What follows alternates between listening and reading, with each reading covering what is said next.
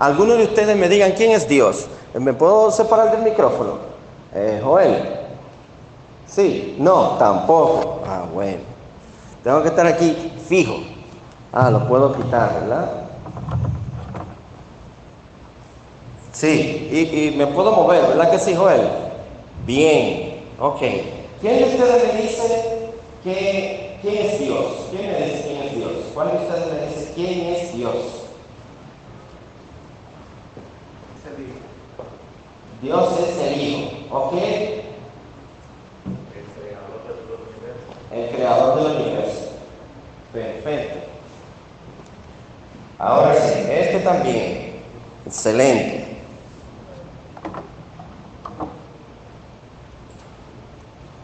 Ok, muy bien. Y, ajá, mi hermano. Ese luego hizo carne que fue dando improvisación por el nuevo. Ok, se me está metiendo la otra pregunta.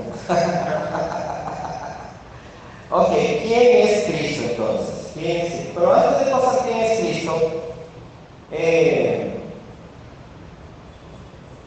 ¿cómo es el nombre de nuestro Dios? ¿Cuál es el nombre?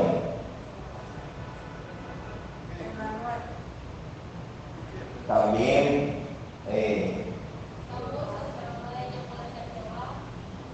sí, son varios, exactamente. Ok, ahora ¿quién es Cristo? El Salvador del mundo, ¿qué más? ¿El Hijo?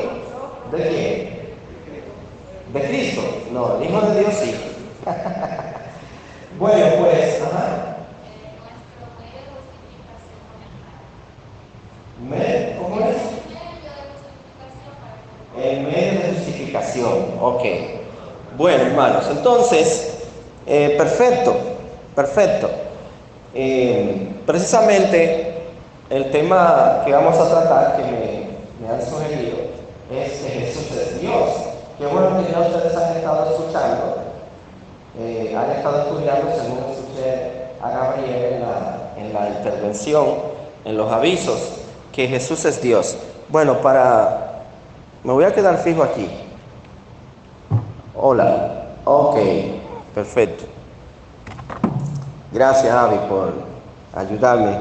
Bueno, entonces, mis hermanos, hay varios versículos y le voy a pedir, por favor, que me ayuden con algunos versículos porque hay varios versículos que nos hablan de que Jesús es Dios. Muchos versículos. Sin embargo, no lo podemos tratar todo porque no es un estudio. No es un estudio de que Jesús es Dios. Ya ustedes las preguntas que la tengan las harán en la escuela dominical o en la clase dominical y ya ustedes tendrán más tiempo para conversar. Pero solamente vamos a ver dos de los que más conocemos, que es Juan 1:1 y al 3. ¿Quién lo lee? Vamos a ver, ¿quién lo lee? ¿Ok? Sí, léalo. Bueno, otro vaya buscando Juan 10:30. Mi hermano Papito, ok, 1:1.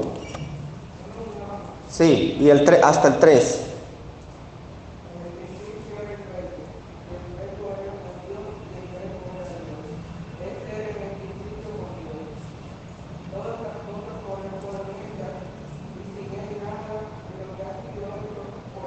Perfecto. ¿Y el 14? Ahí mismo el 14, lee el 14.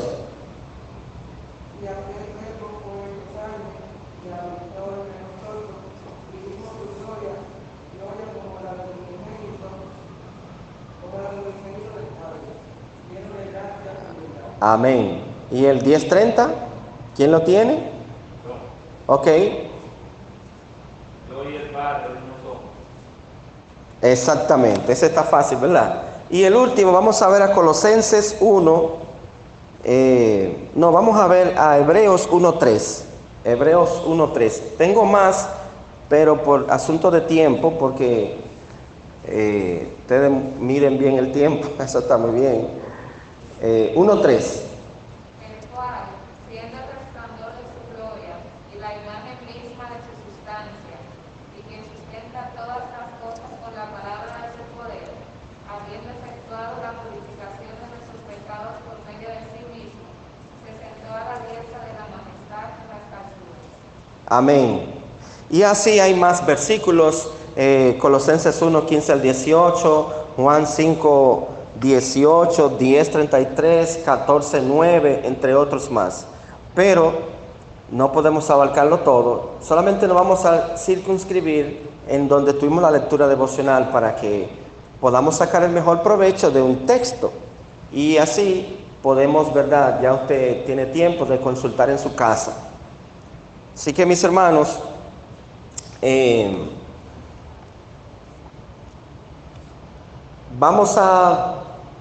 tenemos 2 puntos solamente, aunque son un poquito jugosos los 2 puntos, pero vamos a ver en un primer punto que nos habla de que tengamos el mismo sentir de Jesús siendo Dios.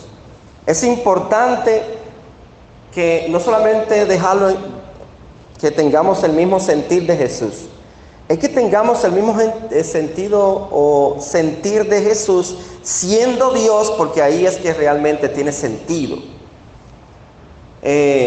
Dice otra versión, la versión de las Américas, en cuanto a la porción que leímos, la lectura devocional: vuestra actitud debería ser la misma que hubo en Cristo Jesús. Estoy leyendo Filipenses 2, 5 a 7, lo único que en la versión de las Américas. Vuestra actitud debería ser la misma que hubo en Cristo Jesús, el cual, aunque existía en forma de Dios, no consideró el ser igual a Dios como algo a que aferrarse, sino que se despojó a sí mismo, tomando forma de siervo, haciéndose semejante a los hombres. Quizá tengamos que auxiliarnos de algunos términos griegos, pero yo no voy a dar una clase de griego tampoco. Es porque queremos ver la riqueza de esta porción, mis hermanos. Entonces, la versión 1960 dice: haya pues, ¿verdad? La de las Américas dice: vuestra actitud debería ser. Pero tomándolo desde el punto de vista de la versión de la 60, ese pues hace referencia a algo anterior, ¿verdad? En este caso, los versículos 2 a 4, que lo voy a leer para más rapidito. Dice: completad mi gozo sintiendo, bueno, desde el 1. Por tanto, si hay alguna consolación en Cristo, si algún consuelo de amor, si alguna comunión del Espíritu, si algún afecto entrañable, si alguna misericordia, completad mi gozo sintiendo lo mismo, teniendo el mismo amor, unánime, sintiendo una misma cosa. Nada hagáis por contienda o por vanagloria, antes bien con humildad, estimando cada uno a los demás como superiores a él mismo, no mirando cada uno por lo suyo propio, sino cada cual también por lo de los otros. No podemos hablar de Filipenses 5 al 7 sin hablar de estos versículos 2 a 4. Siendo Dios. Y por eso es que necesitamos escudriñarlo un poquito, para que tengan la idea. Filipenses 2, tenía yo varios versículos para escoger, pero según el Señor me guió en oración, quise tomar Filipenses 2, 5 al 7, porque también incluye una aplicación clara y sencilla para cada uno de nosotros. ¿De acuerdo? Entonces, inmediatamente dice pues, haya pues, o mejor dicho, vuestra actitud debería ser la misma. Inmediatamente aparece un imperativo: esto, pensad. Ahí usted no lo va a encontrar. Ni en las Américas se traduce literalmente, pero tampoco se traduce en la versión 60. Si usted va al original, lo que usted les va a decir es, esto pensad, o sea, touto froneite. O sea, que la que un poquito se acerca más o menos a lo que el sentido que quiso decir Pablo en las Américas, cuando dice vuestra actitud debería ser. Aunque es un término un poquito difícil de traducir. Usted sabe que de un lenguaje a otro nunca se traduce el 100%, y menos de un griego antiguo. Porque ustedes saben, mis hermanos, que la palabra de Dios se escribió en el Nuevo Testamento en griego. Y hay que ir al original para sacar realmente el sentido que el autor quiso decir, pero despreocúpese. Con la versión 60 usted está bien. Simplemente juzgando un poco más. Entonces, ¿qué vuestra actitud debería ser o haya pues? O sea, palabra que el oyente relaciona con el versículo 2. O sea, ese touto proneite se relaciona directamente con el verso 2 de Filipenses, que leímos, completad mi gozo sintiendo lo mismo, teniendo el mismo amor, unánimes, sintiendo una misma cosa. ¿De acuerdo, mis hermanos? Entonces, esa realmente palabra, pronete o prononte, ¿verdad? Por eso es que el imperativo, cuando habla de este término, en esto pensar, este imperativo realmente resume los dos versículos 2 a 4 de Filipenses. Todavía no estamos viendo que Jesús es Dios, todavía. Pero es importante que sepamos esto, para que veamos, mis hermanos, algo que tiene que ver con nosotros. Entonces, esa actitud, es decir, la que se acaba de describir, esté en vosotros. La actitud anterior de 2 al 4 de Filipenses, completad mi gozo sintiendo lo mismo, teniendo el mismo amor, nada hagáis por contienda o por vanagloria, antes bien con humildad, estimando cada uno superior a los demás. Entonces, ¿qué aplicación yo saco de que Jesús es Dios? ¿Cuál es la aplicación para mi vida? ¿Qué tiene que ver conmigo el saber que Jesús es Dios? ¿Verdad? Porque, ok, Jesús es Dios. ¿Y yo? ¿Qué me enseña eso? De eso que estamos tratando, mis hermanos. Entonces, igual que el versículo 4, particulariza. Miren lo que dice el versículo 4. Dice, no mirando cada uno. Y ya ahí se está refiriendo a cada uno de quién. De nosotros. Muy bien. Entonces, cada uno de nosotros es responsable de aplicar los imperativos en el contexto de la comunidad o de los demás, de los que nos rodean. Vamos a ver, ¿quién me señala en los versículos 2 a 4 por lo menos 3 imperativos? Vamos a ver, ustedes que saben de gramática, los jóvenes. Vamos a ver, los jóvenes. Quiero que los jóvenes me respondan eso. 2 a 4 ahí. Señálame aunque sea 3 imperativos. Vamos a ver, ¿qué es un imperativo? ¿Qué es un imperativo primero? ¿Cómo está la gramática de ustedes, muchachos? 3 imperativos. ¿Qué es un imperativo? Va a tener los hermanos adultos que ayudarlo. 3 imperativos. ¿Qué es un imperativo? Primero.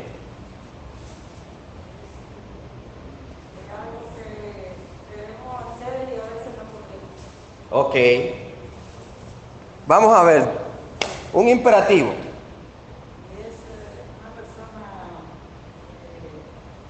Cuidado si usted está confundiéndolo con hiperactivo. No, es imperativo. Vamos a ver, Daniel. Ayúdanos, Daniel, ayúdanos. Es una orden que se emite para que se ejecute una acción. Mandato, en una sola palabra. Exacto. Exacto. Muy bien, mi hermana. Pero gracias porque está participando. Los jóvenes no participaron como usted, mi hermana. Así que una bendición. Ni siquiera para equivocarse participaron. Pero ok, mis hermanos. Ahora, jóvenes, ya ustedes saben que es un mandato. Vamos a ver 3 mandatos que nos dan del 2 al 4. 3 mandatos. Identifíquenme ahí 3 mandatos. Del 2 al 4. Vamos a ver. Porque está escribiéndonos nosotros y somos responsables nosotros de aplicar esos mandatos que dice ahí. Somos responsables. Ahí no hay que ir al griego, no hay que ir a donde Pablo. Ahí está en la palabra de Dios clarito en español. Vamos a ver. ¿Quién me dice un primer imperativo? Completar. O sea, está mandando a que completen mi gozo, pero ¿cómo es que se va a completar el gozo? Sintiendo lo mismo que ¿quién? Que Jesús. ¿Qué más? Otro mandato. 3. Faltan 2. Muy bien. Acá, mi hermana, ¿sí? Párate. Está bien, quédate ahí, está bien. Nada hagan por contienda o por vanagloria. Mire, eso es muy importante. Ese que tú identificaste. ¿Por qué usted hace lo que usted hace? ¿Para contender o para que lo vean? ¿Por qué usted lo hace? ¿Cuál es la razón de usted hacerlo? Muy importante ese mandato. Muy bien, otro mandato más. Vamos a ver oportunidad a un joven que no haya hablado. O una joven. Vamos a ver. Una joven que no haya hablado o un joven. Ustedes son jóvenes, ustedes tienen toda la energía del mundo. Vamos a ver. Una joven o un joven que no haya hablado, un tercer mandato. ¿Yavi? ¿Quién? Sí, dígame. No mirando cada uno por lo suyo propio. Muy bien. Porque eso significa egoísmo. Vayan grabándose esos imperativos. Recuerden el primer punto. Yo creo que solamente nos va a dar para el primer punto. Tengamos el mismo sentir de Jesús siendo Dios. ¿De acuerdo? ¿Usted se preocupa por usted mismo o usted se preocupa por los otros jóvenes? Por ejemplo, los jóvenes que no están aquí. Usted sabe, mañana le va a preguntar por qué no vino. O los que no vinieron el sábado pasado, usted le preguntó que por qué no vino. O eso le corresponde a la directiva. Nada hagáis, no mirando cada uno por lo suyo propio. Ajá. Sí.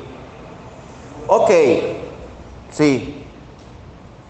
Entonces aquí cada uno debe tener esa actitud que hay en vosotros, pero también, o sea, eso está en nosotros, se supone que está en nosotros, pero que debe ser evidente entre nosotros.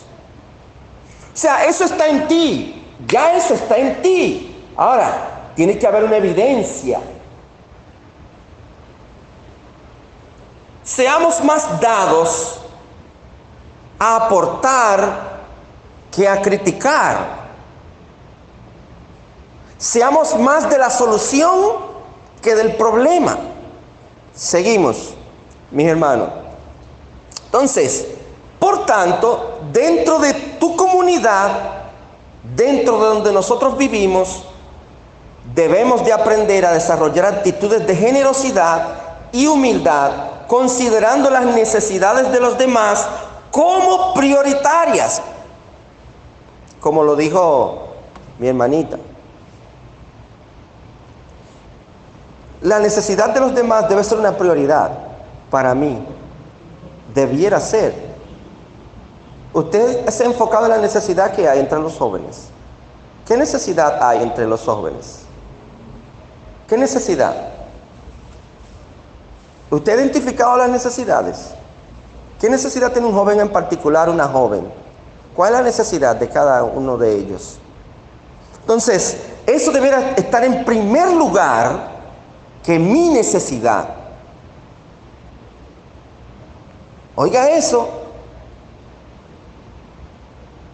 Entonces, mis hermanos, este imperativo va acompañado por el siguiente complemento. Y aquí venimos un poco aterrizando. Dice, la que haya pues que en vosotros este sentir, ¿verdad?, que hubo también en Cristo Jesús. O sea, eso que ustedes dijeron, no mirando por lo mío propio, no hagan nada por contienda o por vanagloria, y todos los imperativos que están ahí, ¿en quién estuvieron primero? ¿En quién estuvieron mientras estuvo aquí en la tierra? ¿En quién? En Jesús, mientras estuvo físicamente aquí en la tierra.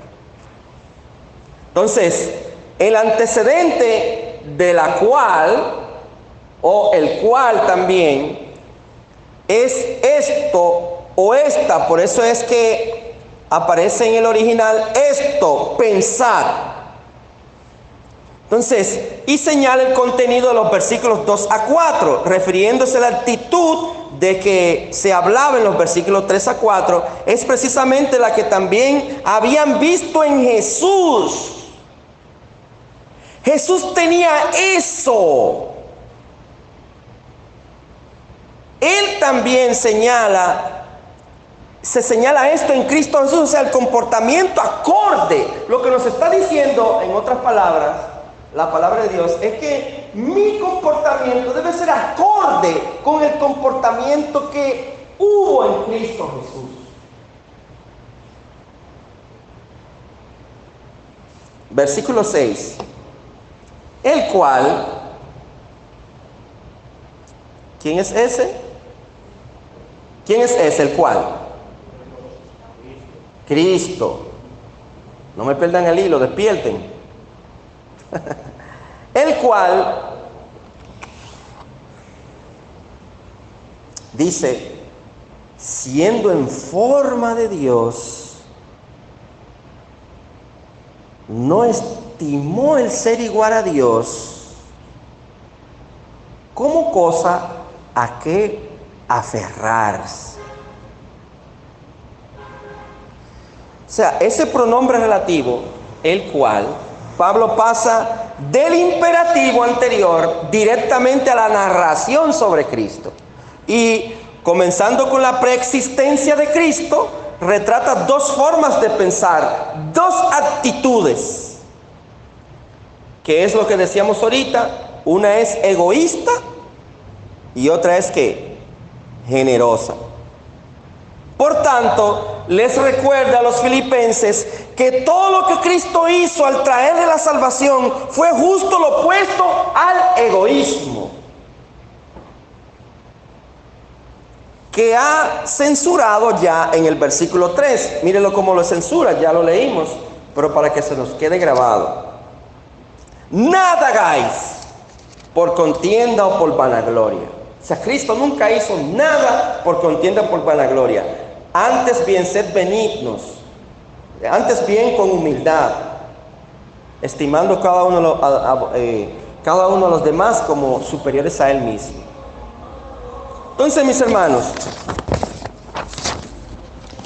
la frase entonces comienza con un sintagma de participio, el cual, cuando dice el cual, ¿verdad?, aunque existía en forma o morfe, según el término original de Dios, o sea, esas palabras presuponen lo que el resto de la frase asume. Es decir, que el preexistente es quien en un momento dado de la historia humana se vació de sí mismo, que es lo que se le llama a estos versículos el kenosis, que Cristo se vació de él, se vació de sí mismo tomando forma de siervo y haciéndose igual que los hombres. Es muy probable que Pablo utilizara ese término, en lugar del verbo infinitivo, porque Cristo siempre es. Y siempre existe. Es decir, antes de haber tomado la forma de siervo, ya existía en la forma de Dios. ¿Me están entendiendo? Él tomó forma, o sea, si tomó, quiere decir que tenía antes una anterior. ¿No es así? Tú no puedes tomar algo tú siendo nada. Tú tienes que tener primero un estado y pasar a otro estado. Y nunca dejó de ser Dios. Eso no significa que dejó de ser Dios tampoco. Además, también contrasta con el otro participio final. Participio es, mis hermanos, en gramática algo que en el pasado. Entonces, haciéndose semejante a los hombres, que solamente tiene sentido que aunque existía en morfe de Dios o en forma de Dios, presupone su preexistencia como Dios. No tiene que decirlo. Está tácito. Entonces, esto describe la existencia de Jesús antes de que se hiciera carne. Que es lo que lo que leímos ahorita en el versículo 14 de San Juan 1. Entonces, lo que les quiero decir, mis hermanos, que debemos de recordar que Jesús no comenzó su existencia en el pesebre en Belén, sino que es Dios eterno. Ya Jesús existía como Dios. Entonces, con la palabra morfe o forma, se quiere en primer lugar decir algo sobre la actitud de Cristo, primero como Dios y luego como hombre. Pero en la transición de ser Dios a hacerse humano, Pablo expresa mediante una metáfora, como se le llama, se hizo en forma de carne, la calidad esencial de esa humanidad. Tomó forma de siervo. O sea, esa palabra morfe era precisamente la palabra adecuada para este doble uso, para reflejar tanto la realidad que era Dios, como que tomar el papel de siervo, dado que habla de forma, no en términos de rasgos externos. Por ejemplo, usted puede decir que este púlpito tiene una forma. No es en ese sentido que se está refiriendo en forma de Dios. Dios es espíritu, y los que le adoran en espíritu y en verdad es necesario que le adoren. Entonces, mis hermanos,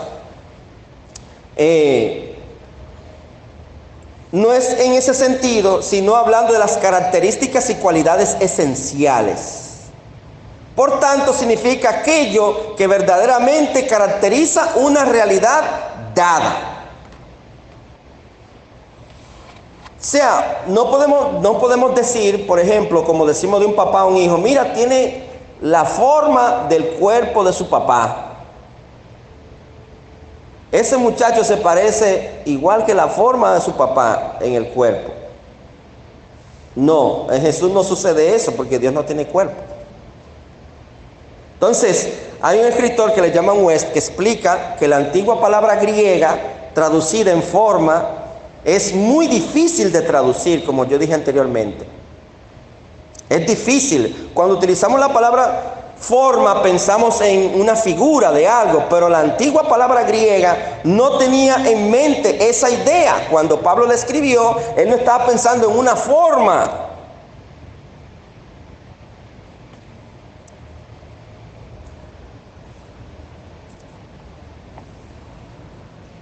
Es más una idea de un modo o esencia, es la esencia natural de Dios,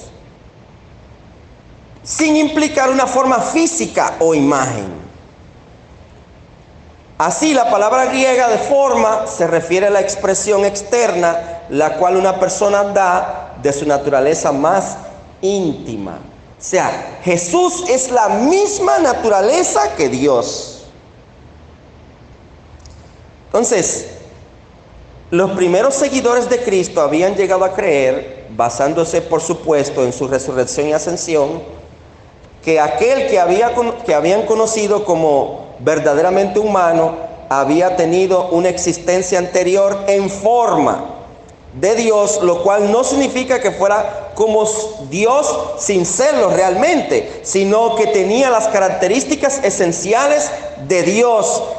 O sea, ese entendimiento, mis hermanos, es el que acertadamente se esconde detrás de la traducción en este caso de la Nueva Versión Internacional, que no dice siendo en forma de Dios, sino dice siendo en la naturaleza de Dios,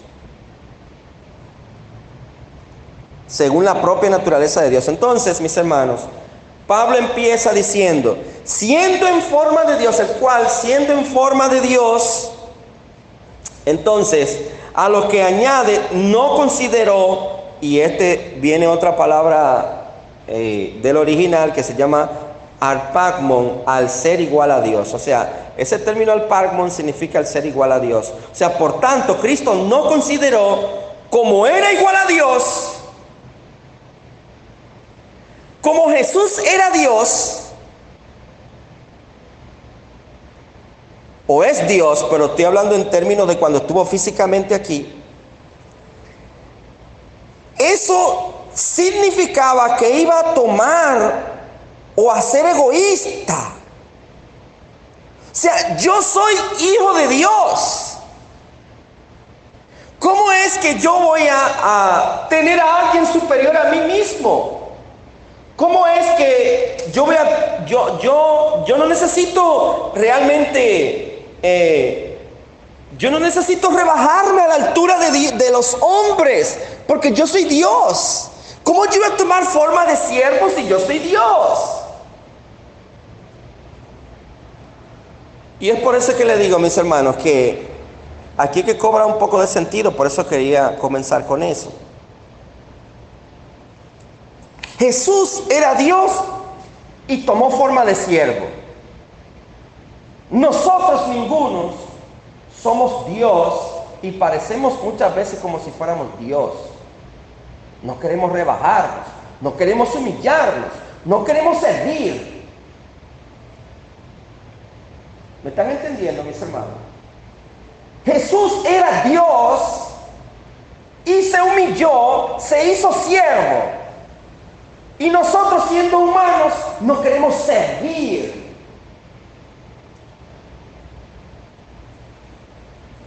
Nos creemos la gran cosa muchas veces. No se nos puede pedir algo porque yo soy fulano de tal. O yo tengo una posición económica tal. Jesús es Dios y se hizo siervo. ¿Están entendiendo entonces, mis hermanos, qué importante es los versículos anteriores? No es simplemente que yo sé que Jesús es Dios. ¿Con qué se come eso? ¿Sabe con qué se come eso? Con que él era un siervo. Por eso es que dice, haya pues este sentir que hubo en Cristo Jesús, hubo. Y ya nosotros vimos que debemos de, teniendo el mismo amor. ¿Usted siente amor por su hermano? ¿O anda de lejito? No se le quiere pegar, no quiere hablar. Sintiendo una misma cosa. Usted sabe, mis hermanos, que a veces en un salón podemos estar reunidos y no estamos unidos. ¿Verdad? En un salón, en una iglesia, en una sociedad de jóvenes, puede haber un conglomerado de jóvenes, todos dentro de un mismo edificio, pero no están unidos. No sentimos lo mismo. Hacemos las cosas como que para vanagloriarnos, para que me vean. Y no estimo yo a estimar a la hermanito fulano superior a mí. No, pero yo soy fulano de tal. Yo sé esto, yo sé aquello otro, yo sé esto, y yo mira dónde vivo, y la hermanita o el hermanito tal no sabe esto, no sabe aquello, no sabe lo otro. Yo ando así, yo ando asado, yo he visto de tal marca, yo he visto tal ropa, yo veo, voy a tales lugares, un montón de cosas, hermanos, que lejos de lo que es sentir lo mismo y preocuparnos los unos por los otros. Y dice la palabra del Señor, mis hermanos, Jesús era siervo. ¿Usted sabe qué? Recuérdese que Jesús era hijo de un carpintero. No en esencia, sino, por decirlo así, adoptivo de José. Él se crió con José. José no era su padre realmente, pero se crió con José. Y como él estaba sujeto a sus padres, como dice la palabra del Señor, ¿usted sabe que yo puedo pensar? Que Jesús hacía trabajo de albañilería, no de carpintería. Y quizás, si usted hubiera necesitado que le hicieran una mesa, usted va allá donde Jesús o donde José. José, yo necesito hacer una mesa. Y Jesús seguro ayudaba a José ahí yo no sé, martillar, ¿verdad que sí? O serruchar o cortar, lo que sea. Él era Dios y mire lo que hacía. Él pudo haber nacido en el palacio de Herodes porque él era rey, pero no estimó el ser igual a Dios como cosa que aferrarse. Bueno, vamos a dejarlo hasta ahí.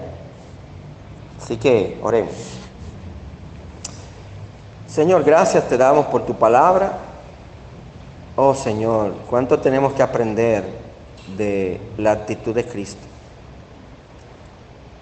Mi Señor, permita que cada uno de nosotros tengamos el mismo sentir que hubo en Cristo Jesús, siendo Dios.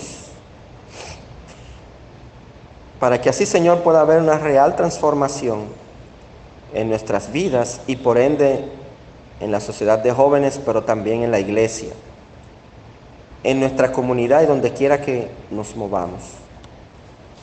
Gracias, Señor, por esta oportunidad